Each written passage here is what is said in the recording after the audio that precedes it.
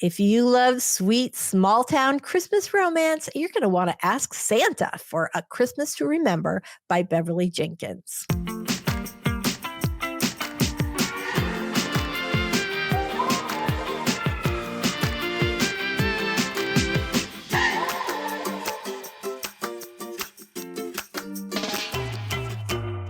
Hello, Swoon Squad. Welcome to While You Were Reading, a podcast for contemporary romance readers. I'm your host, USA Today bestselling romantic comedy author Lisa Daly. On the show today, I am joined by romance icon Beverly Jenkins. She is the author of the brand new contemporary holiday romance, A Christmas to Remember. Now, Beverly is the recipient of the Romance Writers of America Lifetime Achievement Award, which is a huge deal, the Romantic Times Reviewer's Choice Award, and she was nominated for the NAACP Image Award in Literature. She was also featured in a documentary called Love Between the Covers. Since the publication of Night Song in 1994, she has been leading the charge for inclusive romance. What a cute opening. Thank you so much. Welcome, Beverly. I am so excited to have you on today. Oh, thank you for having me. I've been looking forward to this. Oh, you're so sweet. And I love that you love my opening. I love it too. It's very nice. Thank you so much. So I love this book, Christmas to Remember, which just came out last week. Tell me a little bit about the setup for Christmas to Remember. Okay, it's book 11 in the series. Mm-hmm. I know that kind of scares people who want to start there. I encourage people to start with book 1. But the premise to begin with, Bernadine Brown, who is our main heroine throughout the whole 11 books, purchased the town in book 1. She bought it off eBay. I love that. They are a historic town founded by freed slaves in the 19th century. And like in all small towns of the 21st century, they don't have a whole lot of population. There's no infrastructure, any of that. Mm-hmm. Bernadine, in the first book, goes to have lunch with her husband on her birthday. And there he is with the secretary playing the two-back beast on the desk. Not cool. Not cool. So rather than say, oh, woe is me, she takes him to the divorce court. Mm-hmm. He's an oil executive, and they have more money than God. They do. So she comes out of that settlement with all this money, and she uses the money to buy the town. Now, she used to be a social worker. So she buys the town and wants to bring in at-risk kids. I love that. To be raised by the senior citizens who are still living in our very, very failing small town. And so the 11 books are her getting the town up to speed, and we learn all about the kids, and we learn about their foster parents, and we've got love going through it, and we've got a 600-pound hog who is a menace. So I love the hog. Well, the hog he was just a throwaway thought in the first book, and he wound up being, quite the character. Yeah, definitely. So all of this goes into our 11th book, as we celebrate Christmas. So I hope people will pick it up and enjoy it. Like I said, I suggest you start with book 1, so that you'll know the backstory. Right. Some of it will break your heart because these are at-risk kids. Some of it will make you fall off the bed laughing. Mm-hmm. So we've got second chance at love. We've got elder love. We've got young adult love. We've got teenage love. Because, I'm a romance writer. So regardless, So we got to have all the love. All the love is there. And it's been a ball to write. I love this story. Now, so I will say I have not read the previous 10 books in the series. This is the Blessing series, but I will definitely be going back and reading the first 10 books. But I will say I did not feel like I needed to have read the first 10 books in the series. Okay, good. I mean, good. I want to, but I really enjoyed the book. And I thought you did such a nice job with sort of bringing in kind of the relevant parts of the backstories so that readers could follow along with the story, whether they had read the entire series or not. Okay, good. that said, all the way through the book, I was thinking, "Oh, I got to go back and start from the beginning. I got to go back. I got to go back." I'll pat myself on the back then for doing a decent job of bringing you up to speed. It's hard when you do that many book, like, when you're on book 11 in a series, it can be really challenging, to make sure that you sort of get that balance between letting brand new readers to the series know, sort of context that they might need to know to understand what's happening in the book without doing like a complete recap, which can sometimes frustrate readers who are already, elbow deep in this world. Okay. I totally loved this little town of Henry Adams, Kansas. And I like the history of it. I love that she bought the town on eBay. I think that's just hilarious. Is there anything you can't buy on eBay? That's awesome. Was Henry Adams based on a real town or several real towns? It was based on a real town, which is called Nicodemus, which was founded in 1880, somewhere around in there. But it grew out of a thing that we I'm all about edutainment, entertainment, and education. It grew out of a movement called the Great Exodus of 1870, when there was the first mass migration of African Americans out of the South after Reconstruction. And they founded these little towns, not to be confused with the migration of 1900, when people went to Chicago and Detroit. These folks went west. And they founded these little towns in Iowa and Nebraska and Kansas, and then even farther west in Colorado and California. And there were a few in Graham County, Kansas, Nicodemus being the most famous one. It's now on the National Register of Historic Places. And I like to put my stories where African Americans actually walked. So that people are like, did you make this up? No, I didn't have to make it up. It actually existed. And it was a very thriving place until probably World War II. Once you take folks off the farm, they don't want to go back. So now there's like maybe 2 structures left, but they have an annual reunion every year.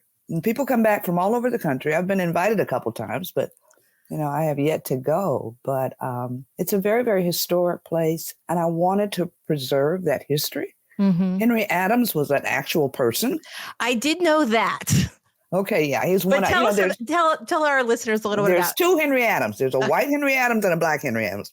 And people go and they look and they go, "This is a white guy." And no, it's the wrong one. You got the wrong Henry Adams. I think I know the white guy. Yeah. Okay. All right, tell me about the not white guy. Okay. He was part of the Exodus, and he was a member of the United States Colored Troops. Born in Louisiana, a slave, and he wanted to know after the war just how free Black people would be in the South. So he sets out, right, and he's walking, and he said he was accosted by a brand of brigands who told him he was no more free now than he was before. So he started this network of Black Civil War soldiers all over the South, and they started writing down how things were for the people in their area. So he wound up testifying before Congress with all the notes that he'd gotten, because the Congress didn't think that Black people were smart enough to say, "Oh, they're killing us. We're going to leave the South." It said somebody must be behind this. And so Henry Adams just came to Congress and testified, and was part of the Exodus. So I named the town after him to keep his name alive, and to keep his history alive. So that's it in a small thumbnail sketch of who Henry Adams is and the town and all of that. I love that. I love this edutainment. I love that. I love that word, because I think that's one of the things that's so great about many authors who write historical romance, you in particular, where you're really trying to, a lot of times people don't know about the history until they read it for the first time in a novel.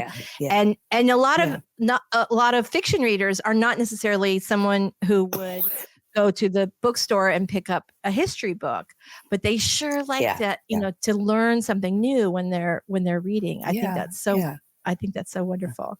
I was going to say, I also believe that the more we know about each other, the better off we all are. So isn't that the truth? So It's a good way to teach history and no test on Friday. No test on. Well, I might give a test. So every week I do a TBR pile of all the books that we talk about on the podcast. Is there a good nonfiction book about Henry Adams we can include? It's called The Exodusters. Exodusters by Nell Painter. And it's pretty heavy, but it gives you all of the basic stuff. There's another book called The Trouble I've Seen by Dorothy Sterling. And she talks about Henry Adams and the run-up to the Exodus and his testimony before Congress. So those are two good books. Thank you very much. I'm going to add those to our TBR list for today. Oh, thank you. Thank you. So you write both contemporary romance and historical romance. Mm-hmm. Which one? Let's spill the tea a little bit here. Which one is your favorite to read? To read, probably. Well, since I do both, probably whichever one I'm reading at the time that I'm reading. How's that for a vague answer? Very vague. But I like them both, and I like writing the historicals because of the history. Mm-hmm. I like writing the contemporaries because I get to blow stuff up, and I get to have car chases, and I get to do stuff in the contemporaries that you really can't do in the historicals. But I have written 2 young adult historicals too. And that was kind of difficult because kids are kids and, and they wanted to go off and do adult stuff. And I'm like, no, you can't do that. This is a young adult novel. No, get out of that closet. Come here. So I just enjoy doing what we do. I just enjoy being a romance writer. I wouldn't want to be anything else. Anything that I can write. I've been promising my readers this dragon book because I'm a big fantasy reader also. That's going to be romance too. Of course. You're going to have those romantic elements, in everything. But this is such a blessed life. You get to meet great people like you and all of the people that, we no longer see because of RWA blowing up and all of that. Oh, but gosh. don't even go there. No. But, I miss my people. I know. I know that about RWA. Although we should mention before we go on, and we will not dive into it, but because it's a sticky pool. Yeah. But you are the winner of the Lifetime Achievement Award for RWA, which is a huge and prestigious award. So that is absolutely fantastic. Still have my reader in my office. But what we write is so special and is so well loved by our readers. We're the literature of hope. We're the literature of fun. True. We're the literature of happy endings. Yeah, we are. HEA all around. And romance took off during the pandemic. People suddenly discovered that, wow, you don't get cooties from reading romance. It's something, it's something that gives you just that feeling of being in control. You're going to get that HEA at the end, but how is this writer going to do it? We can spin it in so many different ways that I think that's the joy of the genre. Yeah, supposedly there's a formula, but everything's got a formula. I mean, have you ever seen a Western without a horse or a bad guy or, you ever seen a mystery without a dead body, that kind of thing. But, we all spin it in different ways. And I think that's the beauty of it.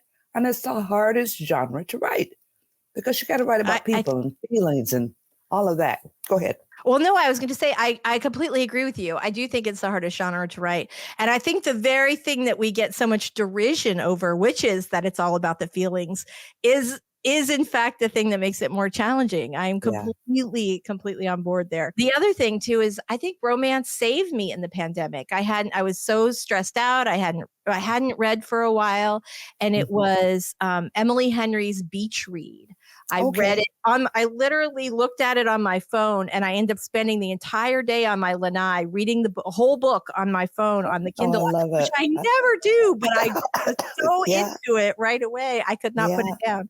And then, Yeah. a couple hours later, it's dark outside. I'm like squinting at the last, but that was the thing that really saved me. And I think a lot of romance authors, sort of feel that responsibility that I know you do to, to deliver what it is that our readers need. Yeah, our readers need, and new people need, and yeah, and a lot of my writing friends couldn't write.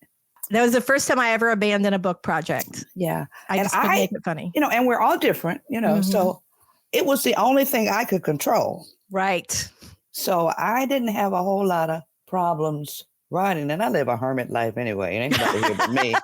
The kids are gone and grown. Hubby's up in heaven playing golf. So I'm here by myself anyway. So for me, that was all I could control was my writing, and it gave me something to do.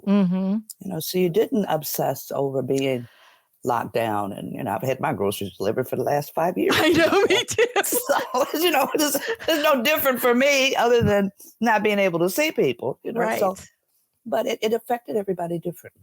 Yeah, it really did. It really did. So the last question for this segment, Shondaland, which is for the uninitiated, Shonda Rhimes production company, which has brought us so many of our favorite television shows, including Bridgerton, which I absolutely adore, Scandal, Grey's Anatomy, How to Get Away with Murder. Like Shonda is, the queen. And she said about your writing, if you haven't yet gotten your hands on this author's work, you should do so immediately. She's very kind. Very kind. That is epic. I would have that on my gravestone. I think she's just so incredibly talented and she has such a great eye for fantastic material, which is, I imagine, one of the reasons that she loves your work. So how did that, I'm dying to know, how did that quote come to be? How did that happen? They are on Twitter. Right. She has a Shondaland Twitter thing. And they interviewed me. And that came out of that interview. And she was not the one who interviewed me. So I'm not sure, if she read the interview or if she's read my books but when we saw the quote, my editor called them up and said, "Can we use that?" And they said, "Sure." And then they threw a party. Right. Right. Oh my gosh. Bless you. So I'm very, very, very, very thankful to them for that great quote. That's amazing. What is your favorite Shonda Rhimes show? I don't watch a lot of TV.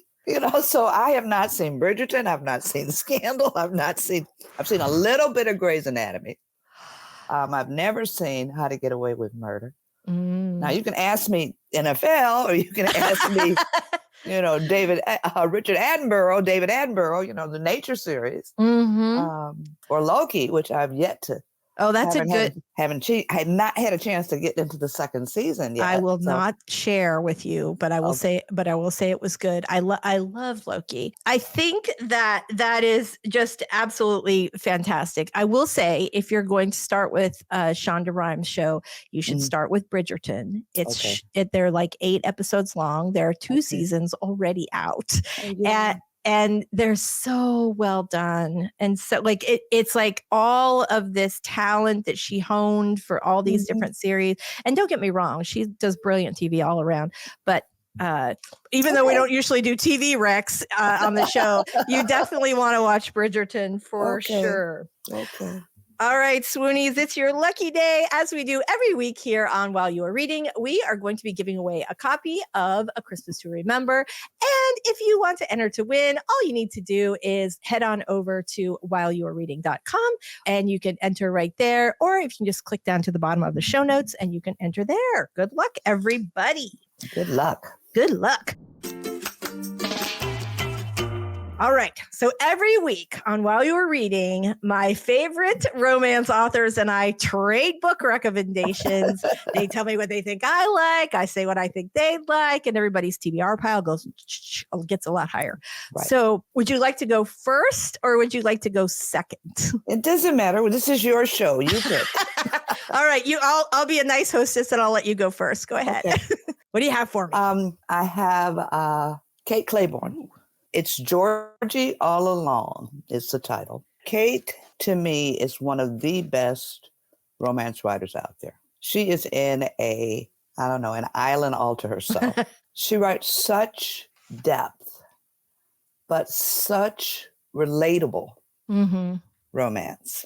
She wrote love lettering and she wrote signals. And I mean, she's just got not a large body of work, but a stellar body of work. I'm going to be with her at the Chicago Spring Fling. Oh, cool. In April, with the Chicago Romance Writers have their annual event every April. And I'm looking forward to it because I've only met her once. I met her in Denver at RWA. But she just writes just glorious stuff. Second rec is Rafe, Rafe by Rebecca Weatherspoon. You know what is crazy? I think I just had somebody else recommend me that book. It is fabulous. Quick setup. We have a woman she's a cardiologist. And she got these twin baby girls. And her nanny just quits. Just out the blue quits. That's the worst. So she's running around trying to find a replacement. So to make a long story short, the replacement rides up on a motorcycle. He's got tats. He's got leathers. He is gorgeous. And is perfect for her girls. And eventually perfect for her, too.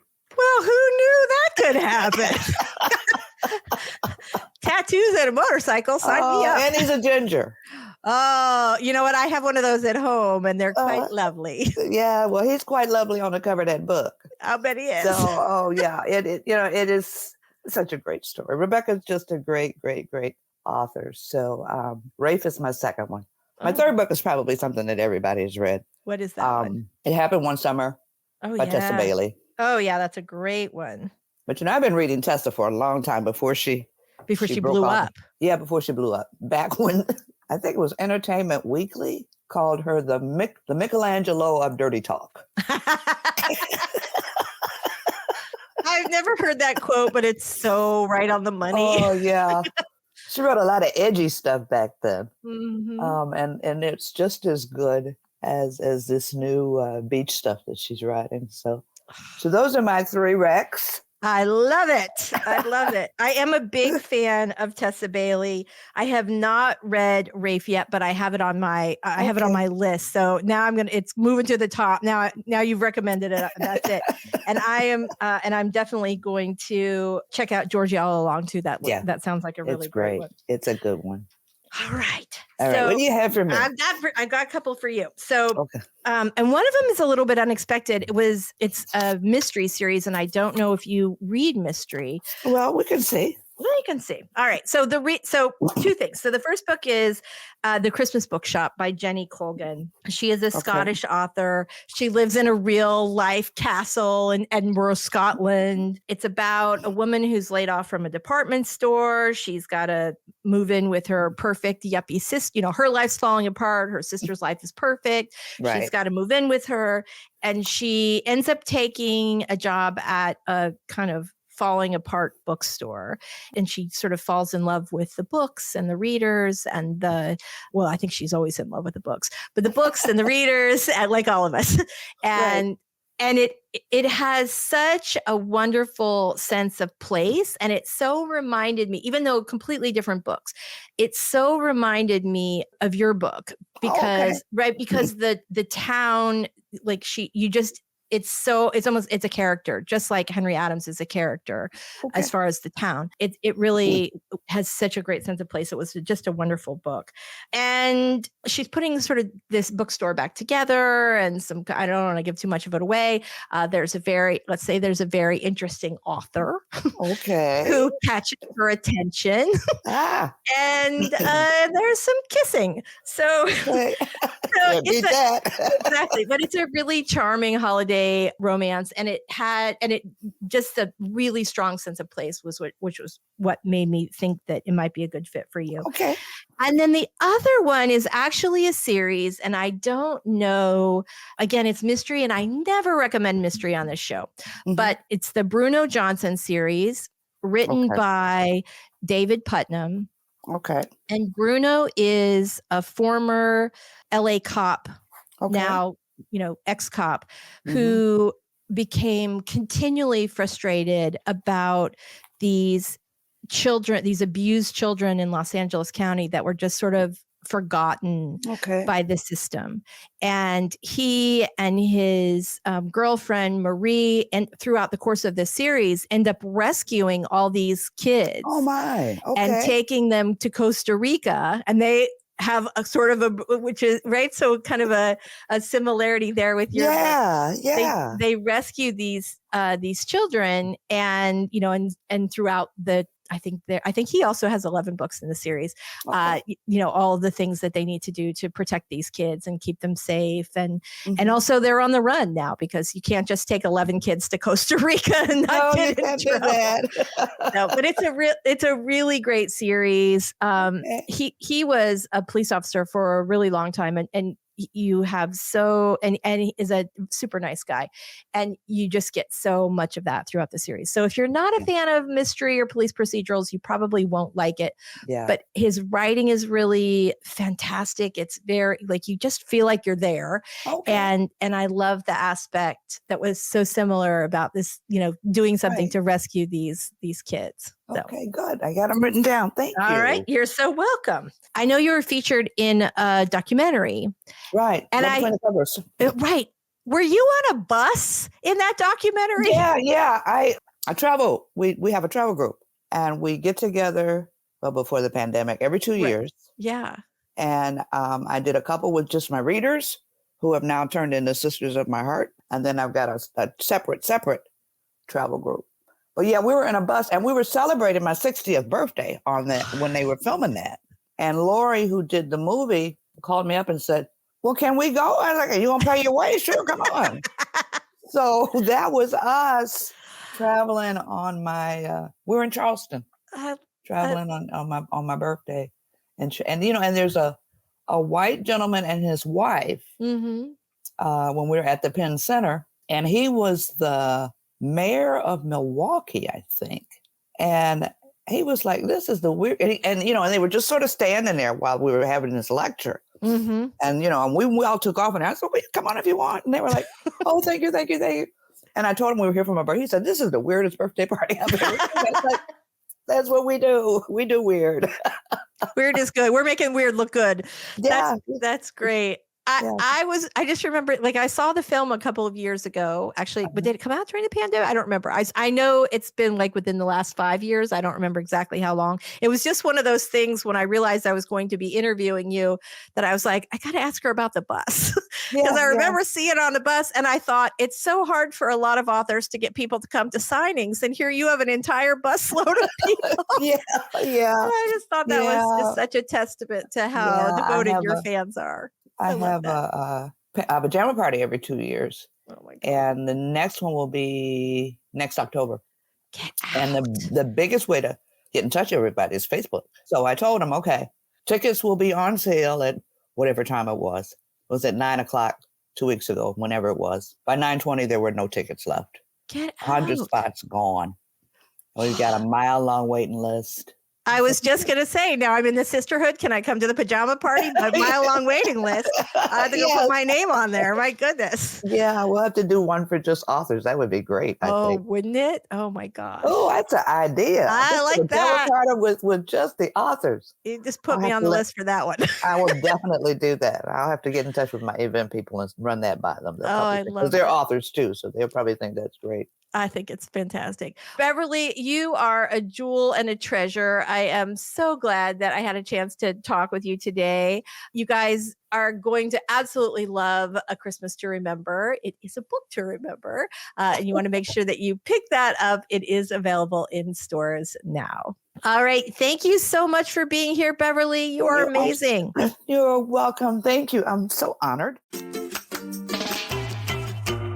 Good news, Swoon Squad. If you love steamy hockey romantic comedies, you are going to be so excited to know that The Cutting Edge by yours truly, Lisa Daly, is in stores now. And it's available on Kindle Unlimited. The Cutting Edge is a laugh out loud hockey romantic comedy perfect for fans of Helena Hunting, Hannah Grace, and Pippa Grant. Logan Rivers is a star pro hockey player for the St. Pete Slashers, but he has been in a slump. He hasn't scored in 3 games. He's totally freaked out. And here comes Coco, and she has struck a deal with an assistant coach to be Logan's lucky charm. Everything's looking great. She's almost got her debt paid off. The Slashers are on a winning streak. There's only one problem. She doesn't know how to tell Logan she's been lying to him the entire time. She's feeling pretty bad about that. If she can just keep her secret till the playoffs are over. The Cutting Edge is in stores now and free to read on Kindle Unlimited. I hope you like it.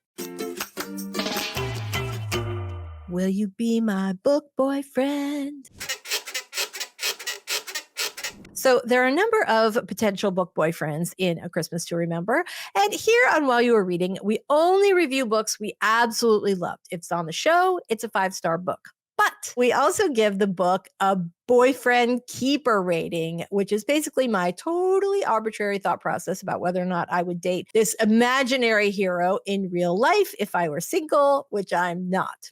So I have chosen Chef Thorne because this book has a number of potential book boyfriends. Chef Thorne, I think he makes a good book boyfriend because number 1, he cooks for you. That's it. End of story. Thank you very much. I don't need any more than that. He cooks for me. Great. Number 2, he's very gallant. He's just definitely an old school gentleman, and I really love that. And number 3, he's rich, he loves to travel, and he is a generous gift giver. Need I say more? And this is why I'm rating Chef Thorne a 5-star book boyfriend. A Christmas to Remember is in stores now. Let's talk tropes. All right, so we've got a Christmas wedding, second chance romance, small town Christmas, found family, a little baby mama drama. This book is tropalicious. Thanks so much for listening today, Swoon Squad. Now remember, if anyone asks you when you fell in love with contemporary romance, just tell them it was while you were reading.